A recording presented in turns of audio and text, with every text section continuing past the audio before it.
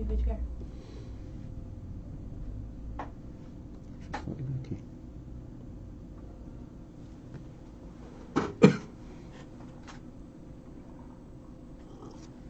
Vamos lá. Olá, amigo internauta, leitor do Jornal Diário de Suzano. Você está no programa DS Entrevista. Hoje o assunto será segurança pública. Estamos recebendo aqui um convidado muito especial, o delegado e escritor Dr. Jorge Lordello, que também é colunista aqui do Jornal Diário de Suzano, quase 30 anos, ele vai falar um pouco também sobre isso.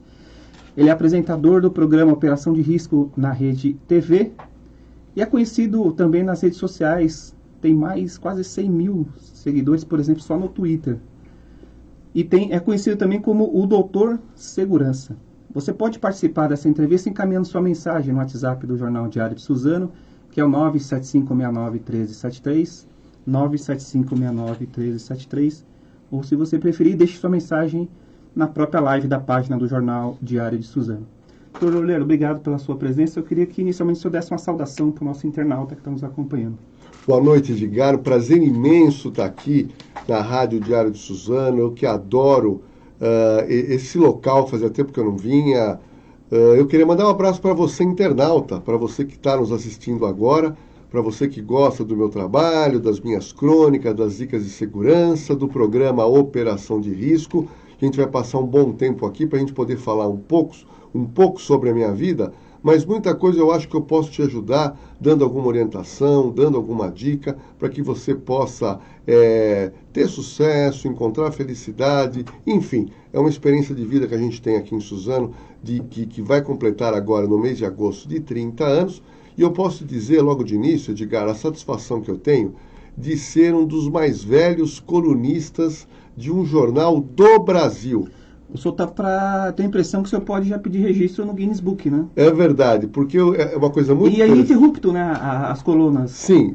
São duas, na verdade, terça e domingo. E domingo. E uma coisa que é interessante para o público, né, uma coisa que eu tenho uma gratidão e um carinho muito grande com o Diário de Suzano, porque, na verdade, a delegacia de Suzano Central foi a primeira delegacia onde eu trabalhei. E logo... quando comecei a trabalhar, a gente começou a ter contato com os jornalistas aqui do Diário de Suzano.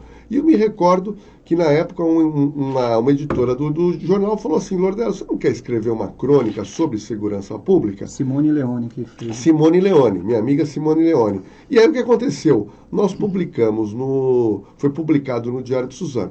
Na outra semana ela foi cobrir polícia lá na delegacia central, e ela falou: olha, Lordello, muita gente ligou, foi bacana, você não quer escrever outra matéria?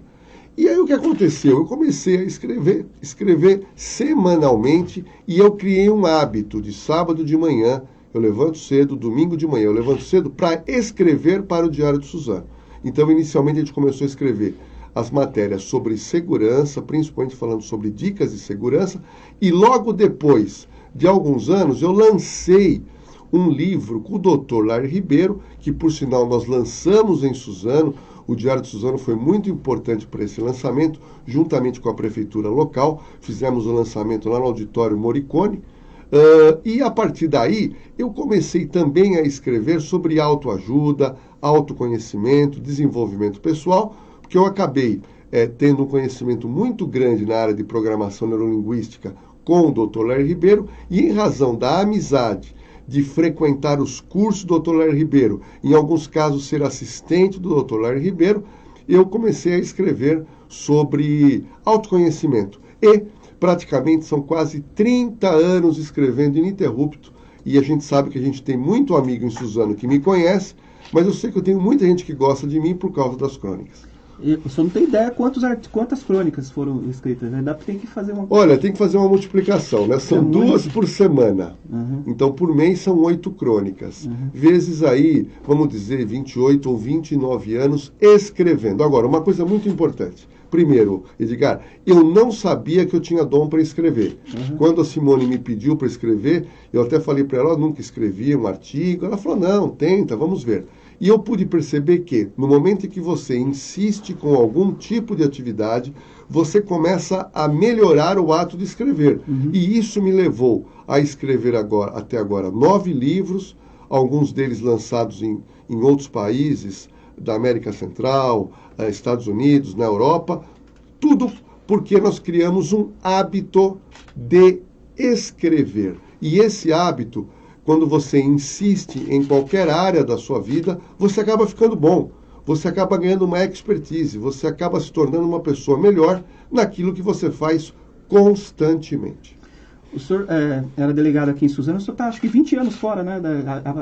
Pediu licença da Sim, delegacia. Na verdade eu fui vereador 8 anos. Como que surgiu esse apelido, Doutor Segurança? Em 99 o senhor escreveu um livro, É Possível Evitar Assalto. Sim, Como Foi daí, Conviver não? com a Violência. Não, o que aconteceu? Eu lancei o livro, mas naquela época do livro eu já era muito conhecido na televisão, porque eu era muito chamado para dar entrevistas. Mas o que aconteceu? A antiga Rádio Record, que não existe mais, eu fui num programa na Rádio Record, e lá tinha um programa famoso, que é de um radialista, que é muito meu amigo, chamado João Ferreira. Uhum. E aí o João Ferreira era uma mesa de debate, falando sobre segurança pública. Quando ele me apresentou, olha, está aqui o Jorge Lordello, o cara que mais entende de segurança do Brasil. Ele é o doutor segurança. Ele solta essa frase. Então aí tudo bem. Quando terminou a entrevista na Rádio Record, o que aconteceu? Ele chegou para mim e falou, ô Lordello, esse nome é bom, hein? Doutor Segurança. Eu peguei e comecei a pensar sobre isso e comecei a inserir isso no meu nome. Jorge Lordello, o Doutor Segurança, e pegou. Posteriormente, na Rede TV, eu tive um quadro chamado Doutor Segurança, que era um quadro no programa Manhã Maior, que era apresentado naquela oportunidade pela Daniela Albuquerque, que atualmente apresenta o programa Sensacional na Rede TV. Então eu tive o quadro Doutor Segurança por 4 anos e o apelido pegou. O senhor, se eu não estou enganado, você pode me corrigir, já entrevistou mais de 1.000 criminosos, é isso? Sim. Como que, diante dessas entrevistas, eu queria fazer uma pergunta. Como que pensa o criminoso? Qual é o pensamento dele? Essa pergunta é muito interessante, porque eu vejo muita gente falando sobre criminalidade e nunca conversou com um criminoso. As pessoas às vezes falam coisas que não condiz com uma verdade, porque elas não conseguem entender o raciocínio de um criminoso. Uhum. Assim como as pessoas também não entendem o raciocínio do suicida. Muita gente, quando morre alguém, vítima de suicídio, a pessoa se suicidou, as pessoas falam, mas por que ela fez isso? As pessoas não conseguem entender. É só você estudando, entrevistando, entendendo o que essas pessoas pensam, é que você vai perceber, e aí respondendo a sua pergunta, que o criminoso, ele tem uma mente voltada para o crime. Assim como as pessoas de bem têm uma mente para estudar, para constituir família, para fazer alguma coisa de acordo com a lei, essas pessoas não, elas vivem num mundo totalmente à parte. O conceito de ética e de moral é completamente diferente. Ou seja, para eles, roubar um celular na rua, roubar e matar alguém, que é o latrocínio, para essas pessoas é algo absolutamente normal. Eles se justificam emocionalmente aquilo de alguma maneira e eles acabam cometendo crimes graves e depois vão tomar cerveja, vão ter uma noite de amor com a mulher que eles decidiram naquele momento, mas são pessoas que vivem numa sociedade à parte. É uma sociedade criminosa. O senhor já foi assaltado? Eu nunca fui assaltado. Eu tive um carro subtraído quando eu estudava na faculdade. Parei um carro ali na Rua Pinheiros, em São Paulo, o carro foi subtraído. Mas uma coisa que eu aprendi nesses estudos, entrevistando os criminosos, como você me perguntou, Edgar, o criminoso, ele assalta aquela pessoa que tem um jeitão de vítima. A pessoa acaba se apresentando algum tipo de vulnerabilidade. E o marginal, percebendo aquela brecha, ele vai e ataca. Principalmente o que nós chamamos de criminoso oportunista. O criminoso oportunista são pessoas que nesse momento agora em Suzano, estão andando por Suzano, de carro, a pé, de moto. E eles estão procurando uma vítima para assaltar. Eles não conhecem a vítima. Eles querem um carro. Hoje, normalmente, o objeto de desejo é o celular. E eles ficam andando. Quando eles percebem alguém dando mole, dando uma bobeira na visão deles, abrindo essa brecha, eles vão atacar e vão roubar aquele pertence. Eu vi uma entrevista que o senhor fala que vive segurança pública 24 horas, né? Por exemplo, se você vai num restaurante, até no restaurante tem que se tomar alguns cuidados, como, por exemplo, não sentar perto do caixa, viu, o senhor falando alguma coisa sobre isso, e também não ficar de costas para a parede. Sim. Isso é recomendável também? Sim. Edgar, veja bem, são coisas muito simples. O cidadão que quer ter segurança, ele precisa pensar em segurança, pensar em prevenção. O ano passado, no mês de agosto, eu fui convidado para participar do programa do Danilo Gentili, no SBT. E fiz o programa inteiro com ele, foi muito legal, o Danilo Gentili foi muito simpático. E uma das coisas que a gente conversou, ele perguntou, não, você é viciado em segurança? Eu falei, olha, eu quando vou a um restaurante, a um bar, a uma padaria, eu me preocupo no lugar onde eu vou sentar. Então eu nunca vou ficar de costa para a porta de entrada. Eu sempre vou procurar sentar de costa para a parede, longe do caixa, longe da porta de entrada, num local, Edgar, onde eu tenha plena visão de tudo que está acontecendo. Por que eu te falo isso? Nesse caso, eu seria a última pessoa a ser assaltada, porque eu estou no pior lugar, mas eu me anteciparia a algum tipo de problema, porque eu estou conseguindo observar se alguém está olhando de uma maneira mais desconfiada, se tem alguma pessoa ali aparentando um distúrbio mental, se tem alguma pessoa eventualmente nervosa, ou alguém que começou uma briga. Então, quando você tem essa visão ampla, você tem o quê? Capacidade de se proteger. Vou te dar um exemplo interessante. Não sei se você se recorda, tem um rapaz em São Paulo de classe média com sérios problemas mentais, mas ele tem uma vida rotineira, mas de vez em quando, talvez ele não toma o remédio ou bebe, ele fica agressivo. E ele, com um taco de beisebol que ele portava, ele andando na Avenida Paulista, ele simplesmente acertou a cabeça de alguém. Não foi na Avenida Paulista, foi dentro de uma livraria. Sim. Ele cismou com alguém que ele nem conhecia e ele deu com aquele objeto, provocando a morte daquela pessoa naquela oportunidade. Então, a pergunta é, esse tipo de ação por uma pessoa totalmente com problema de ordem psiquiátrica, poderia ser evitado? Poderia. Poderia se você estivesse na livraria, olhando os livros, mas também, Edgar, pensando em segurança. Eu posso pegar um livro para folhear numa livraria, mas me posicionar de uma maneira que eu não fique de costas para ninguém. Eu posso me posicionar buscando um lugar aonde eu estou com meu celular escondido, com a minha carteira protegida, ou seja, estou numa posição com um nível de segurança maior que o das outras pessoas. E tem também a questão do assalto nos faróis, né?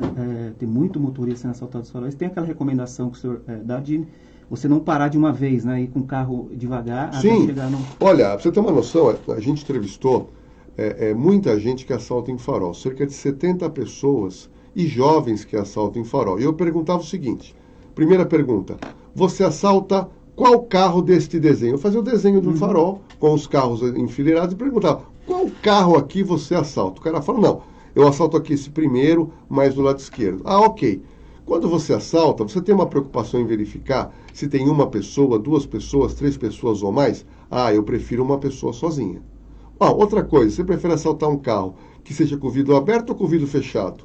Com o vidro com isso filme ou aparentando alguma coisa dentro do carro? Então você começa a entabular todos esses dados, você chega à conclusão que os primeiros carros que chegam no farol vermelho, e principalmente a lateral esquerda, são os carros mais visados para o assalto em farol, partindo do princípio em que o farol abre e fecha em média 1 minuto só. Então o criminoso tem pouco tempo, e são esses primeiros carros que estão com o vidro aberto, a pessoa falando no celular, a mulher com a bolsa do lado, o marginal se aproxima, muitas vezes o marginal ele está se aproximando, vendendo alguma coisa para olhar dentro do seu carro, e quando ele olha, e quando ele enxerga, e quando ele vê, ele saca o revólver, saca uma faca, saca o estilete e lhe toma aquele objeto ou, eventualmente, rouba também o carro. Portanto, a técnica que nós criamos,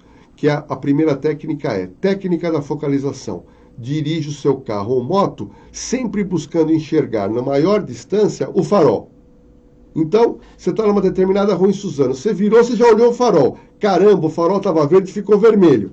Essa é a primeira técnica, a técnica da focalização. O sinal ficou vermelho, eu utilizo a segunda técnica, que é a técnica da redução da velocidade. Eu começo a reduzir o meu carro, a reduzir a minha moto, e é óbvio que os apressadinhos vão me ultrapassar, vão se colocar numa posição de perigo, e eu dirigindo meu carro de forma segura, eu praticamente não fico parado nem um segundo com o meu carro. Meu carro está sempre em movimento, o farol ficou amarelo-verde, passei aquele farol com segurança e já estou de olho no próximo farol. A pessoa que chega em casa, que tem um portão automático, o que o senhor recomenda? Ele já chegar, já entrar com o carro de frente ou voltar de ré? Boa, essa pergunta é muito interessante. E essa pergunta que me fez igualzinho foi o Danilo Gentili lá no De Noite. O Danilo Gentili fez essa pergunta porque uma pessoa na produção dele havia sido assaltado. Quando saiu do programa da gravação, chegou com o carro, o portão era automático e a pessoa foi assaltada.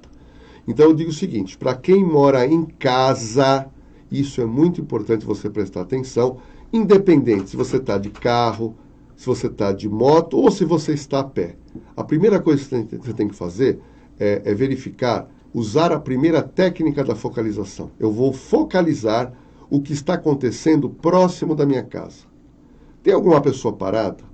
Tem alguma moto muito devagar? Tem um carro devagar? Tem uma pessoa de bicicleta nas proximidades? O que eu faço? Eu não corro risco. Eu dou a volta no quarteirão. Essas pessoas não estão mais na frente. Eu posso entrar com o meu carro, eu tenho eventualmente o portão automático. A resposta é: entre sempre de ré, Edgar, com o seu carro. Nunca de frente. E aí, é uma técnica que nós aprendemos na polícia. Se você verificar na rua, quando o policial estaciona o carro em qualquer lugar, ele sempre estaciona de ré e nunca de frente. Por quê? Porque de frente você perde a visão traseira, você só vê o portão. E quando você for sair, é pior ainda, porque você está saindo de ré. Quando você estaciona de ré, você tem uma visão muito ampla, e eu já postei no meu Instagram alguns vídeos de pessoas que estavam estacionando de ré, viram um suspeito se aproximando, aceleraram o carro e fecharam o portão. Se o cara era ladrão ou não, não importa, mas eles pressentiram que poderia ser um ladrão.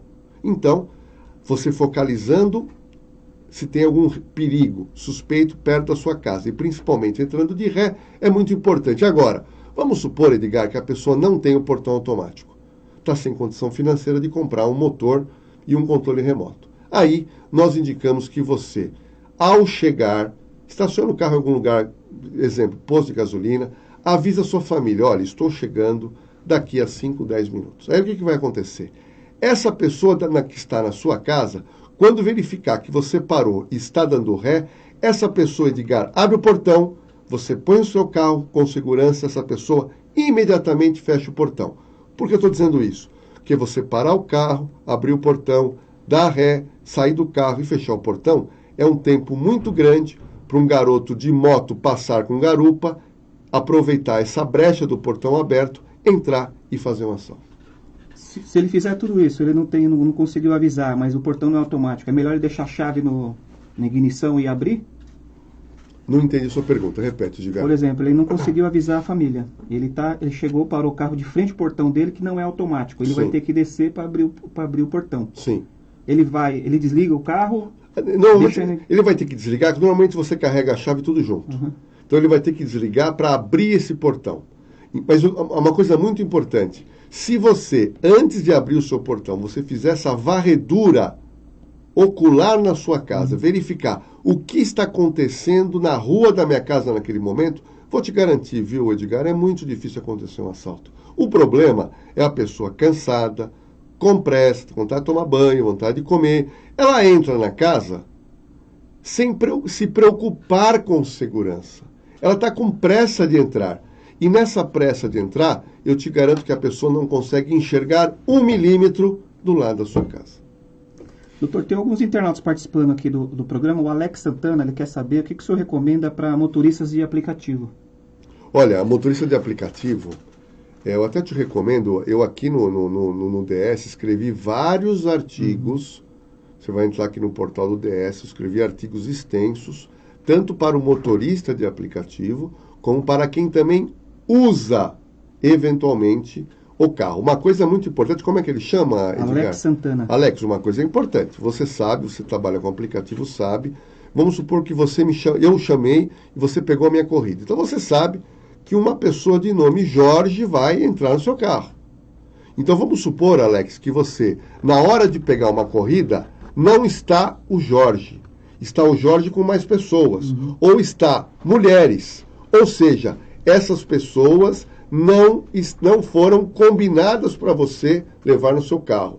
Um outro detalhe, você não precisa abrir a porta de imediato. Você pode manter o vidro um pouco aberto, você pode perguntar o nome para ele, assim como o passageiro também deve perguntar o nome para o motorista. Porque tem muito golpe hoje com motorista de aplicativo, que são bandidos que acabam utilizando dessa estratégia para assaltar as pessoas. Um outro detalhe, Alex, é o seguinte, existe um negócio no nosso cérebro chamado intuição. Intuição é uma ferramenta que todos nós temos, mas não exploramos. Intuição é você que já está trabalhando nesta área, você sabe que num determinado momento você vai pegar um passageiro e uma voz interior te levanta uma suspeita. Uma voz interior fala, tem alguma coisa de errado. É nessa hora que você deve desistir da corrida e procurar outro passageiro. Isso realmente é muito importante, você ouvir a voz da intuição. Doutor, eu queria falar um pouco do programa do Operação de Risco. O senhor está apresentando desde 2014, 13, 14? Desde 2015. 2015, né? O programa existe desde 2010. 2010. Não, eu apresentei em 2014. Tinha um outro apresentador, que era um delegado de polícia também, o Alexandre Zakir. Apresentou por 4 anos o programa. Depois, eu fui convocado para participar de testes na Rede TV. Passei no teste, fui participar do programa, o programa reagiu na audiência, eu acabei ficando como apresentador, completamos agora em junho, 5 anos de apresentação, e nesses 5 anos a gente conseguiu muita coisa interessante para o programa. Não sei se você se lembra, Edgar, o programa ele era feito num cenário virtual. A gente gravava no Chroma. Para quem não sabe, o Chroma aqui, na realidade, é uma parede azul ou uma parede verde, onde o apresentador fica ali na frente e depois é projetada uma imagem atrás. Só que o público percebe que é, na verdade, uma imagem virtual. O Chroma não consegue traduzir uma imagem real, porque o Chroma também ele não tem 3D, ele é uma imagem em tese de uma imagem chapada. E aí nós primeiro, no programa Operação de Risco, eu entendia que o meu desempenho num cenário virtual me tirava muita potência do meu trabalho, muita potencialidade como apresentador.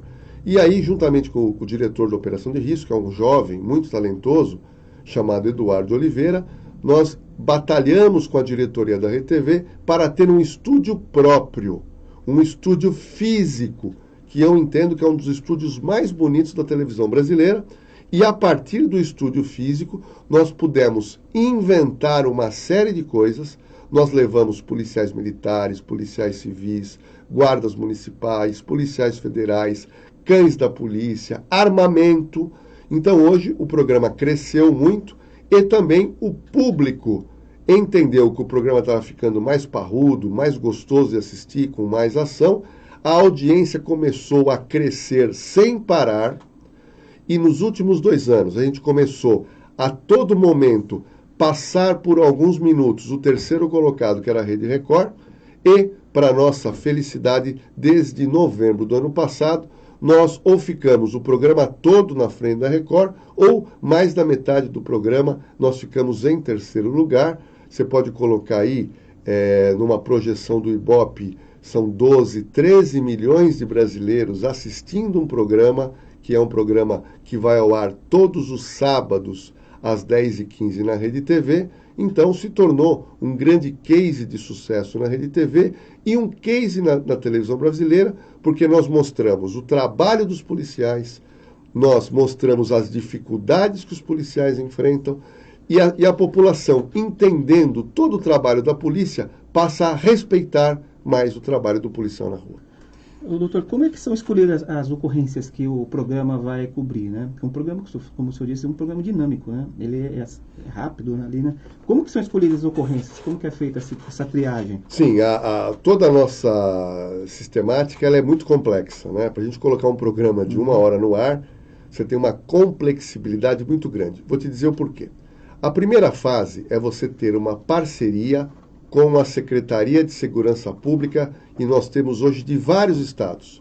São Paulo, Distrito Federal, Rio Grande do Sul, Rio de Janeiro.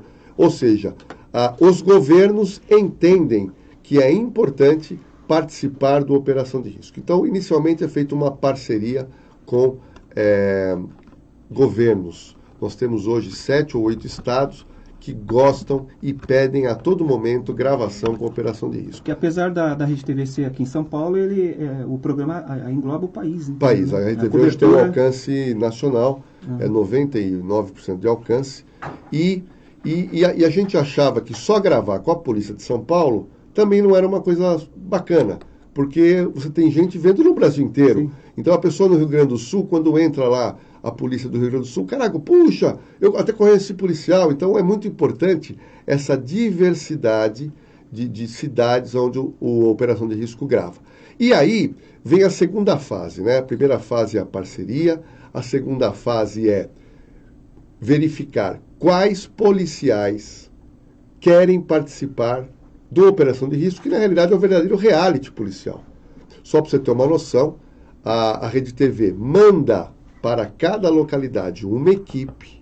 Essa equipe vai colocar uma GoPro, uma câmera na viatura, vai colocar uma outra câmera no peito do policial ou de mais policiais.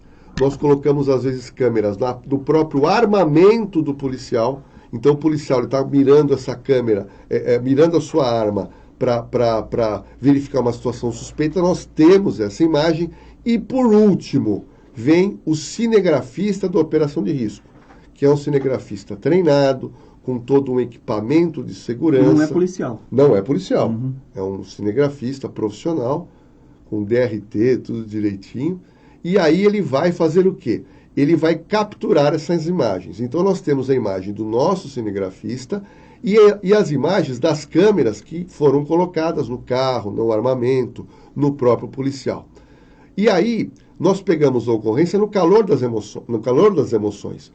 A ocorrência tem que ter começo, meio e fim. Uma das ocorrências que faz mais sucesso é quando a operação de risco embarcado dentro de uma viatura policial, o policial consulta uma placa na rua de um carro andando e o carro é roubado. O carro é furtado. O carro é um dublê. Naquele momento ligam-se as câmeras e começa uma perseguição. O policial falando com o Copom, chamando outras viaturas, e aquela perseguição toda ela é acompanhada, filmada e gravada até a prisão do criminoso. Então, essas imagens, com todo esse realismo, e realmente tem esse realismo, só a Operação de Risco na Rede TV tem. Vou te dar outro exemplo. Nós estamos gravando bastante com a divisão de capturas da Polícia Civil, comandada pelo famoso delegado Nico, e quem comanda o setor é a doutora Ivalda. Então, a divisão de capturas recebe do estado inteiro centenas de mandados de prisão para serem cumpridos. Pessoas que estão foragidas. E aí, quando eles localizam várias pessoas aí que estão escondidas e há uma pista que essas pessoas possam ser localizadas, nós acompanhamos também todo esse trabalho de localização, invasão da casa, prisão, correria. Então é realmente um programa que quem começa a assistir não consegue mudar de canal. Agora o senhor falou que tem policiais que querem participar, né? Como é que é a questão dos presos, as pessoas que vão ser presas? Elas não são identificadas no programa? Alguns permitem que seja? Como que fica essa questão? Então, essa pergunta é muito importante, né? Porque nós temos uma cautela de não usar a imagem de alguém de forma indevida, né? Isso a legislação brasileira proíbe. Então, o que nós fazemos? Nós colocamos, isso é um termo de edição de vídeo, nós colocamos um blur. Nós colocamos ali uma máscara que tampa a fisionomia dessa pessoa. Outra coisa importante, se essa pessoa falar qualquer coisa que possa ou identificar casa, isso também é cortado. Porque a nossa intenção é mostrar o trabalho policial. Nós não temos interesse de mostrar o rosto da pessoa.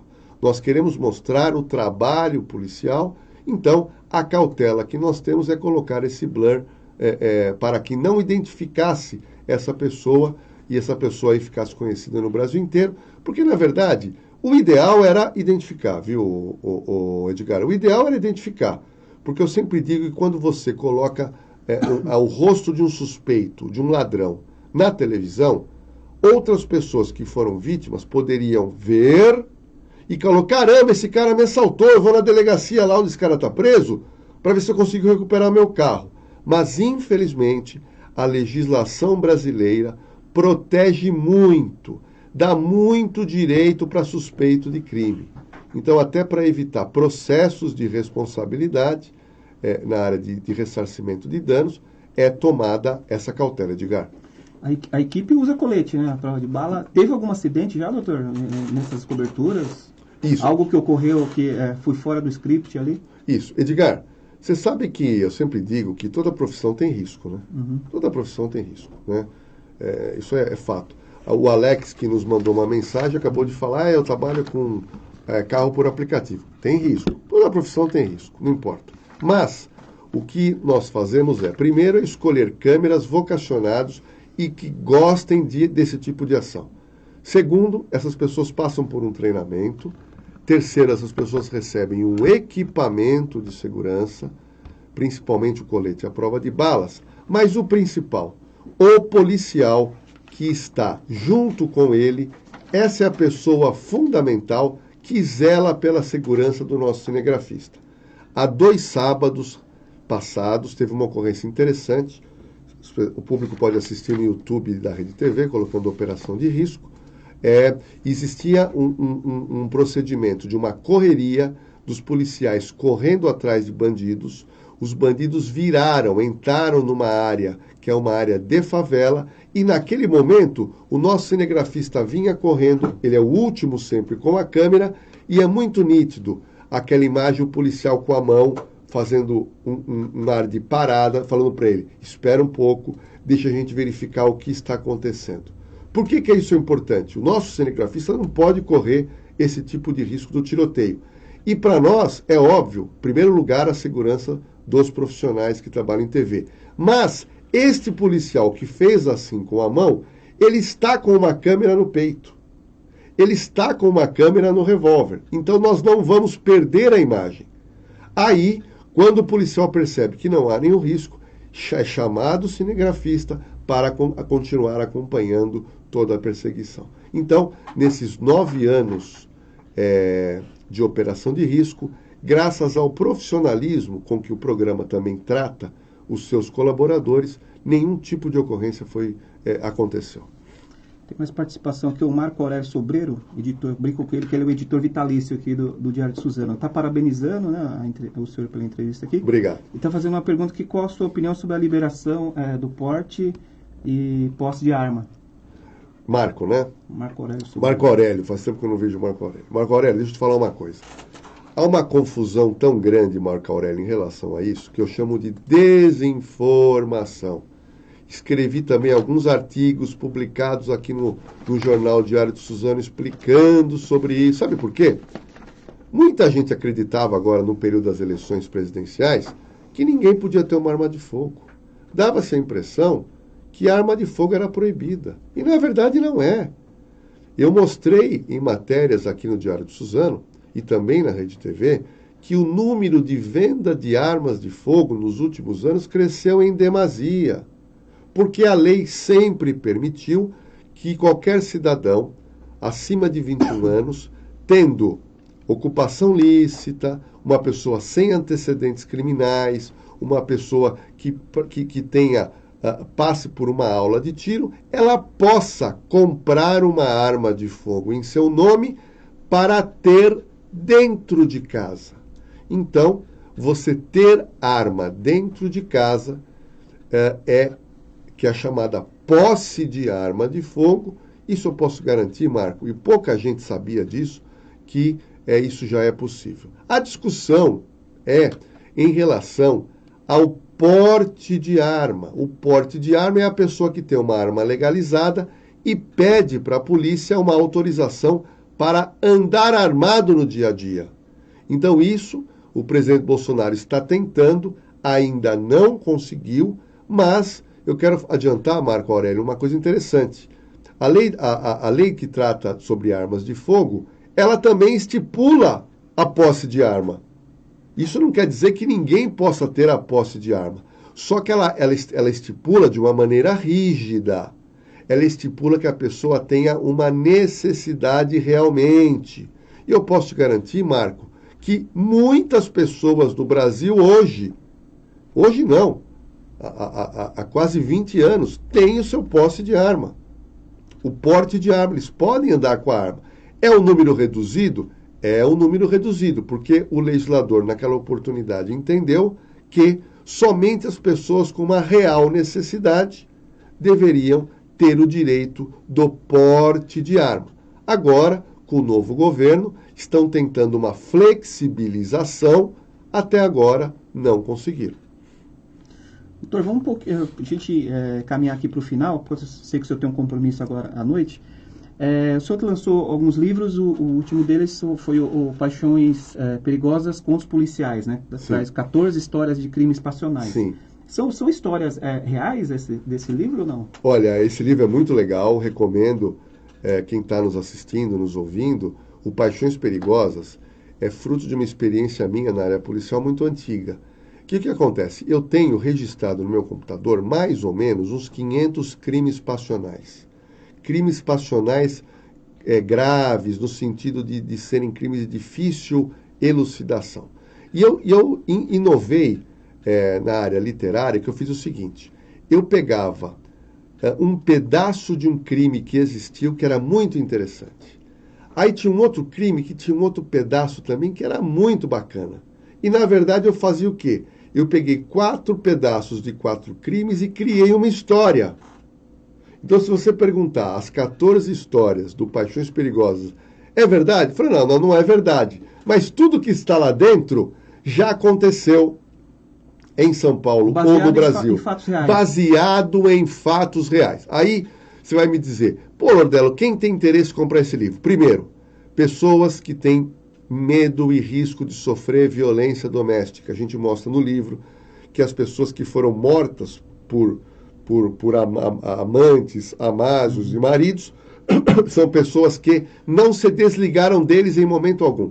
Deram primeira chance, segunda chance, terceira chance, quarta chance, quinta chance, até o dia que não teve mais chance, acabou num plantão policial e depois diretamente para fazer uma autópsia. Então, para quem quer entender um pouco sobre violência doméstica, é muito importante. Outro detalhe, se você gosta de filme e narrativa de suspense, você tem que comprar o Paixões Perigosas. Outro detalhe, para quem é estudante de direito ou advogado criminal, também acho um livro fantástico, porque eu dou muita dica de como um policial inteligente, sempre tem a figura do delegado que vai investigar, e o delegado, com toda a sua perspicácia e tirocínio, ele dá um nó no advogado, um nó de uma maneira legal, e ele acaba extraindo a verdade do cliente ou esclarecendo um filme. Então, esclarecendo o crime. Então, é um livro que eu entendo que cabe para muita gente, principalmente para quem gosta de crimes passionais e filmes que tratam desse assunto. Agora, tem sinais que a pessoa consegue identificar outra e de que ela não pode se relacionar com uma determinada pessoa? Tem sinais? As pessoas dão sinais? Sim. Eu sempre digo, Edgar, que antes de você namorar, você tem uma fase anterior ao namoro. Nessas fases, a mulher ou o homem também deveriam verificar o que eu chamo de sinais exteriores de violência. O que é isso?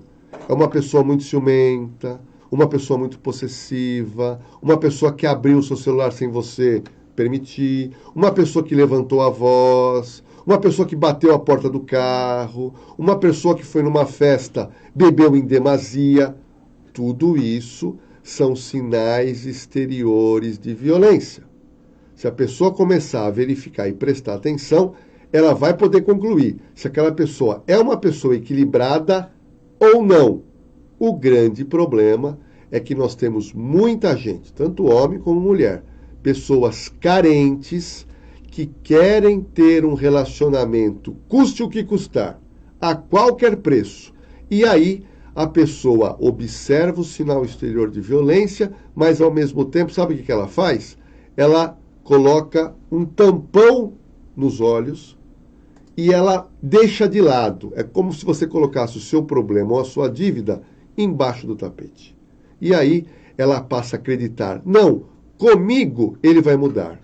Noivando, casando, eu mudo esse homem, que eu amo esse homem. E na realidade é um processo de carência, um relacionamento doentio e pode sim esse tipo de relacionamento acabar em sérias agressões e, em alguns casos, em feminicídio. É verdade que o senhor comprou uma veraneio para fazer ronda pela cidade? Como é que é isso, doutor? Olha, a história comigo é gozada, né? Eu falo para você que eu mexo com segurança 24 horas por dia. Se você pegar o meu WhatsApp, é uma loucura. É um veraneio vascaína. Não, pra você ter uma noção, o meu WhatsApp, eu estou em grupos de policiais do Brasil inteiro.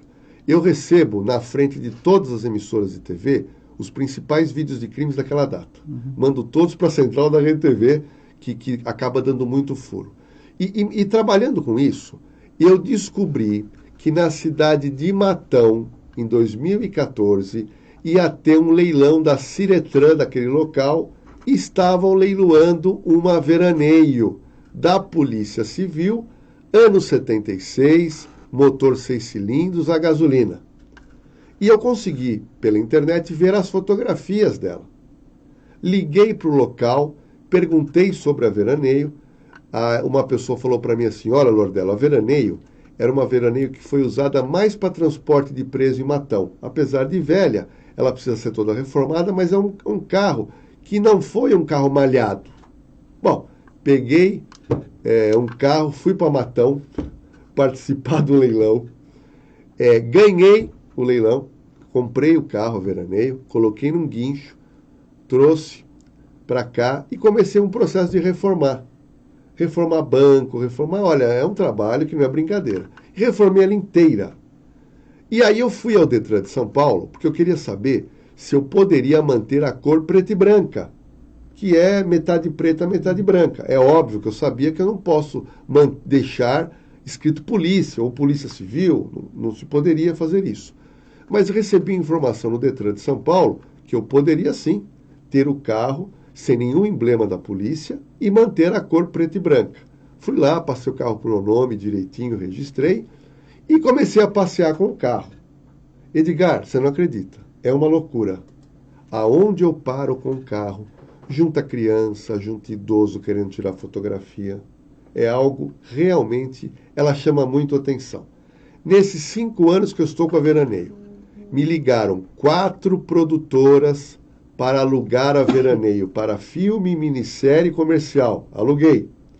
E recentemente, a Paris Filmes entrou em contato comigo e eu aluguei uma locação de 5 dias para os filmes que foi gravado com a história de vida do Edir Macedo, do fundador da Igreja Universal. Então aquela veraneio é sua. Aquela veraneio, porque o Edir Macedo teve uma passagem em 1980, 81, 82, que ele foi preso, e ele foi preso com uma veraneio igualzinha essa minha.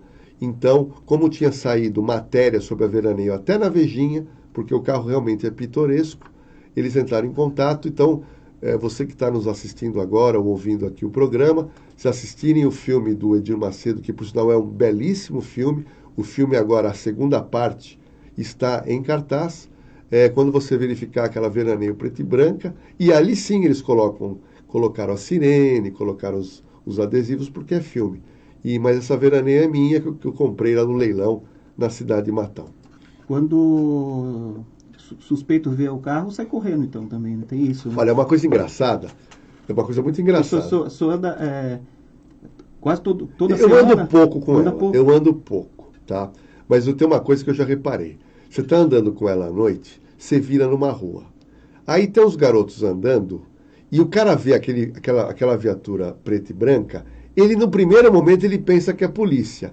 E se o cara estava fumando maconha, ou sabe aquele garoto que usa droga, o cara entra em pânico, sai correndo, o outro joga, entra na casa. Então isso é muito comum. A pessoa meio que se enquadrar. Ela fica um pouco ressabiosa. Eu sempre digo que se você não deve nada, você não tem que ter medo da polícia, você tem que ficar contente quando a polícia te aborda. Agora, o cidadão que deve alguma coisa, que faz coisa errada, quando ele vê a viatura, ele leva um susto. E às vezes realmente acaba enganando. Doutor, para a gente encerrar a nossa entrevista, eu queria saber a sua opinião sobre o vazamento das conversas do Telegram do Sérgio Moro, publicadas pelo The Intercept. Olha, a primeira coisa que a gente tem que dizer é um alerta para todo mundo que tem celular. Né? Qualquer hacker, não precisa ser uma pessoa muito experiente, não. Qualquer garoto hoje, eles conseguem eventualmente entrar no seu celular e obter o conteúdo do seu celular. E o pior, viu, Edgar? Geralmente se obtém por um erro do próprio usuário. Que o usuário tem que cometer um erro para facilitar a ação do hacker. Eu vou te dar um exemplo, matéria que eu escrevi aqui para o Diário de Suzano, foi a clonagem do WhatsApp. Hoje existe um golpe muito grande, muita gente está tem o WhatsApp clonado, mas é clonado por quê? Porque o usuário entregou para o hacker a senha de confirmação para instalar o WhatsApp em outro telefone.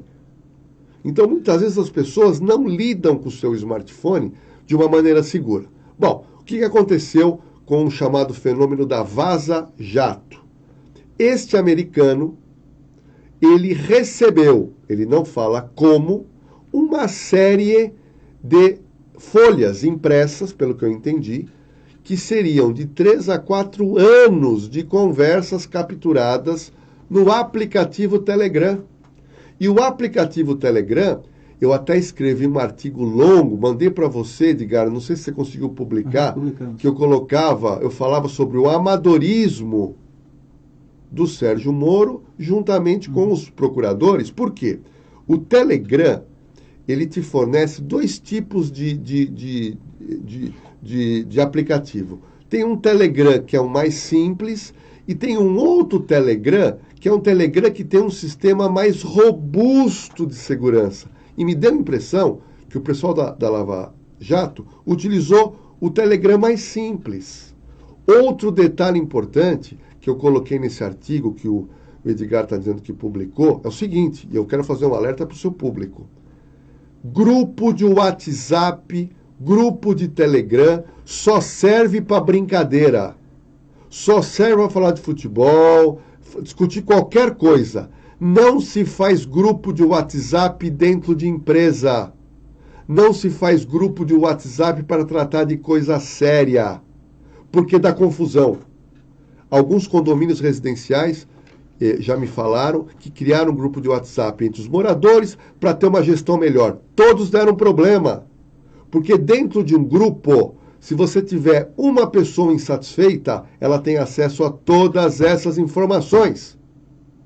Então, no caso da Lava Jato, nós tínhamos lá a principal investigação e o processo da história da justiça brasileira, que envolveu políticos de alto calibre, e as pessoas que estavam apurando cometeram esse erro de não tomar conta da sua segurança. Bom, esse material chegou para o americano. E o americano começa a publicar em doses homeopáticas.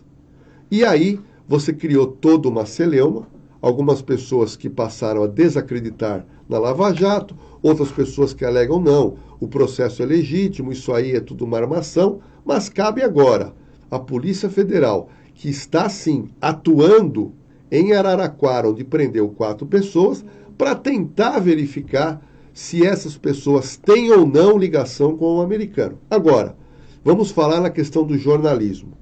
Isso é importante que o público entenda.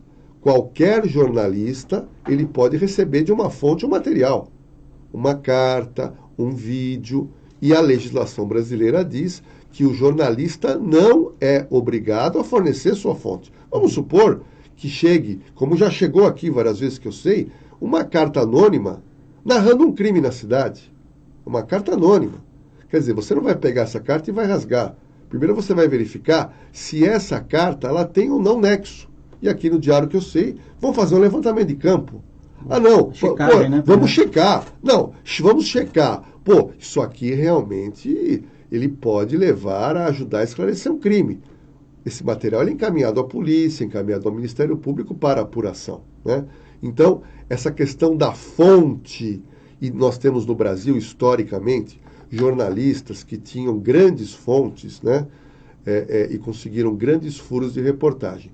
Esse americano, a gente sabe que ele recebeu um material extenso, no caso Snowden, é um profissional muito experiente, né? Ele tem uma formação tanto na área jurídica como advogado, como na área de jornalista, e ele está batendo de frente. Agora, se tudo que ele está publicando é verdade ou é mentira, a gente não sabe. A gente não sabe. Isso tem que passar por perícia técnica, isso é muito importante. Um outro fato que eu tenho reparado na Vaza Jato é que algumas pessoas que não são nem procuradores e nem juízes foram mencionadas. E essas pessoas, é óbvio que a revista, os jornais vão atrás. E essas pessoas confirmaram aquele tipo de diálogo. Agora, dizem, né, o site Intercept diz que tem muito material, já revelou até um áudio do procurador-chefe Deltan Dallagnol, um áudio de uma conversa dele. Então a gente entende que este caso serve de lição para qualquer brasileiro. Você não pode ter um celular como se você tivesse uma casa e mantivesse as portas e as janelas abertas. E eu coloquei isso no meu artigo aqui no DS. Nós não podemos ter um celular para tratar de coisa séria e esse celular não ter um bom antivírus, não ter uma série de requisitos para você bloquear a entrada de um vírus, mas principalmente a pessoa que opera o celular ter noção do que ela pode fazer e do que ela não pode fazer. Mas uma coisa eu quero deixar aqui patente, e já estou escrevendo um artigo que eu vou te mandar em breve, que para alertar as pessoas a não entrarem em grupos de WhatsApp ou Telegram para coisa séria. Você está numa empresa, cada um tem o seu Telegram, o seu WhatsApp, você conversa de um para um. Juntou tudo num grupo, você tem fogueira de vaidade, você tem uma frase mal colocada e você vai criar inimizade e o pior, é alguém de lá de dentro pegar essa informação e poder jogar isso para um concorrente ou querer prejudicar essas pessoas. Doutor, encerramos a nossa entrevista. Muito obrigado pela sua presença. Tem uma palestra agora, né? 7 horas que você vai participar, né? Sim, às 7 horas. E eu queria aproveitar o ensejo, primeiro para chamá-los para a minha participação no Diário de Suzano. Toda terça e domingo. São as matérias que a gente escreve já há muitos anos, eu me esforço. Quando que o senhor vai escrever o livro das crônicas? Tem alguma previsão? Puxa, fazer um livro das crônicas? Isso é legal porque nós já fizemos nós fizemos algumas aqui e foi um sucesso tremendo. O suzanense gosta realmente das minhas crônicas, mas eu vou me comprometer com você, o Lordello, em parceria com o Diário de Suzano, a gente vai fazer uma coletânea de crônicas bacanas.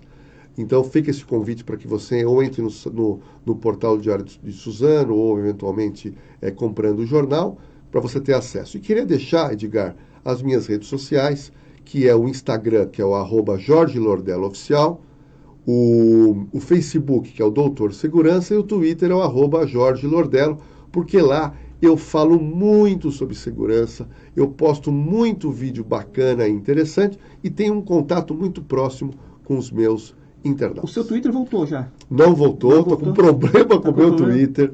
Eu dei até uma notinha no Lance Livre falando. Sim, eu estou muito chateado, estou quase contratando um advogado, mas eu vou conseguir. Eu não quero abrir um outro Twitter, meu Twitter... Você vai perder todos os seguidores. Não, e eu vou te falar, são amigos virtuais que eu tenho. Uhum. Eu publiquei, para você ter uma noção, nos anos que eu estou no Twitter, eu publiquei 124 mil postagens, por causa de 4 postagens de uma música que eu ouvindo no meu carro, eu gravei 30 segundos e quis compartilhar com os meus twitteiros, eu tive o meu Twitter suspenso. Então, 124 mil postagens, foi bacana. 4 postagens que uma entidade em Londres entendeu que eu estava utilizando de música que é direito autoral, eles me suspenderam no Twitter, mas eu faço fé que eu vou reverter, viu, Edgar? Tá certo. Doutor, obrigado mais uma vez. Obrigado, me sinto em casa aqui no Diário de Suzano, conheço a história inteira aqui desse jornal maravilhoso que marcou a minha vida e marca ainda hoje de maneira muito positiva. Muito obrigado pela amizade. Tá certo, doutor. Muito obrigado, viu? Eu queria agradecer também você, amigo internauta, que participou conosco dessa entrevista. E até o próximo programa.